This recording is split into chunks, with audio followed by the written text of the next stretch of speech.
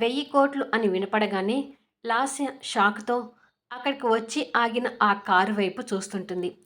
Car వెనక seat door glass open చేసి ఉండడంతో 1000 కోట్లు అని అక్కడి నుంచి వాయిస్ వచ్చినట్టుగా అందరికీ తెలుస్తుంటుంది.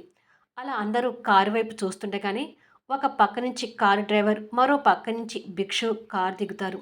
వంశీ భిక్షుని చూడగానే మాలినీదేవి గారు వచ్చారేంటి అని అనుకుంటాడు మనసులో. అప్పటికే కొందరు ఓపెన్ చేసిన కార్ డోర్ గ్లాసులో నుంచి తొంగి చూస్తూ ఎవరే ఉంటారావిడ అని గుసగుసలాడుతుంటారు. అందులో లాస్య ఇంకాస్త టెన్షన్ పడుతూ 1000 కోట్లకు పాడిందెవరా అని చూస్తుంటుంది.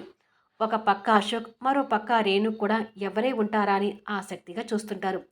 భిక్షు చుట్టూ పరిశీలించి ఓకే అన్నట్టుగా డ్రైవర్కి సైగ చేస్తాడు. వెంటనే డ్రైవర్ కార్ డోర్ తీయగానే మాలినీదేవి గారు తన స్టైల్లో కార్ దిగుతుంది.